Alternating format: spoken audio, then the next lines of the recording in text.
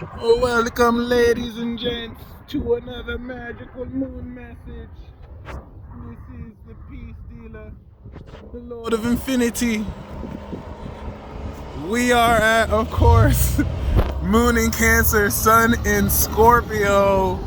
Oh, this is definitely going to be a deeply emotional transit. So just right off the bat, prepare for people to get all the way in their feelings and reveal their toxicity of character. Don't fall for the bait and don't take at all anything personally when you see people basically blindly expose real facets of what's inside. Because people will always put a mask on of what they want you to see them as. And then there's, of course, what Carl Jung or these philosophers or psychologists speak of the true self beneath the ID.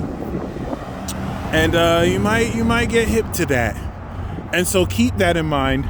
Once again, don't take anything personal, because the whole notion of, shout out to Capricorn, and integrity is maintaining this sense of sincerity and walking your talk and being in a position to express the exemplary nature of your character without letting your pesky ego get in the way.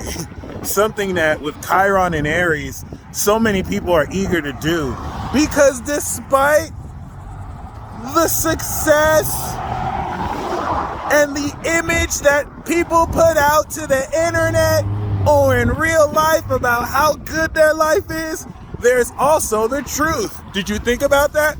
There's the image of people that they want to portray and of the success they have, and then there's the reality of who people actually are. There are the psychological mechanisms and processes that influence people out of insecurity to even put that image out there. This transit is going to make you hip to all of that.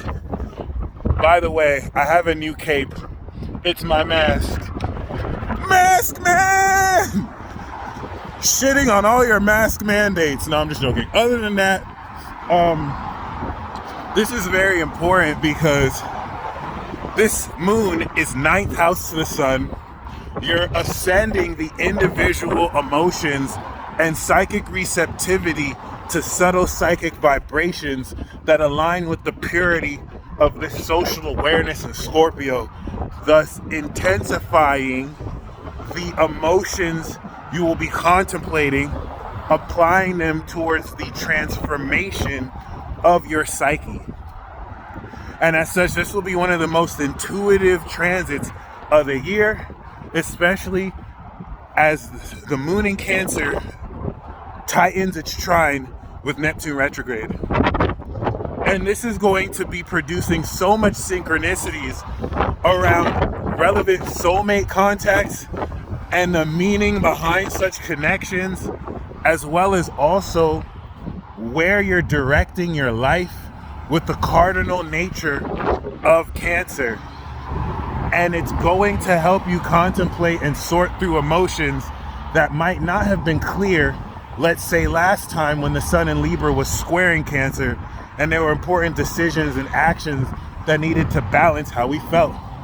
Well, now these actions are going to align very deeply with the sense of how you will ascend the meaning of what you feel. The wisdom of Scorpio is going to give you so much ascended insight into the meaning of why and how you're feeling what you're feeling and why you're feeling it. So this is going to reveal, once again, so much deeper insight about how people ain't shit. And I don't mean to say it like that to just make fun of other people.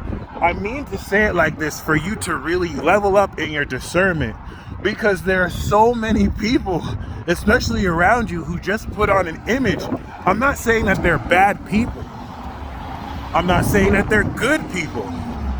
I'm saying that the image that they put out there is not at all close to the reality of who they are.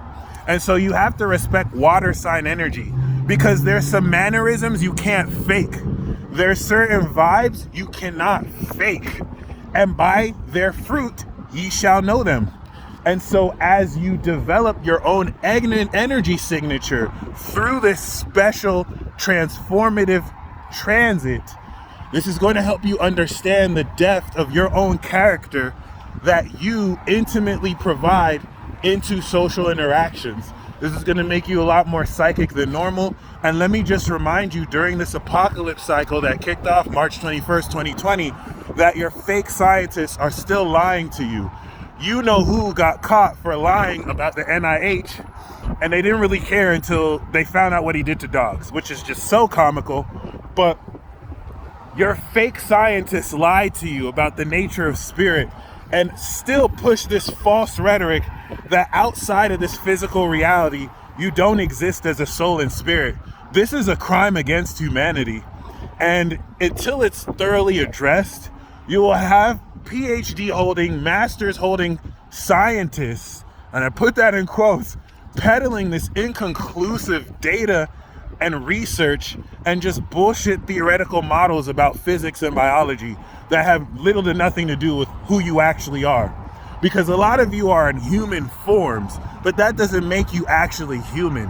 A lot of you, some of you are fairies, some of you are angels, some of you are demonic beings, and I say that in a certain way because not all demons are bad. Some are daemons, like DEA.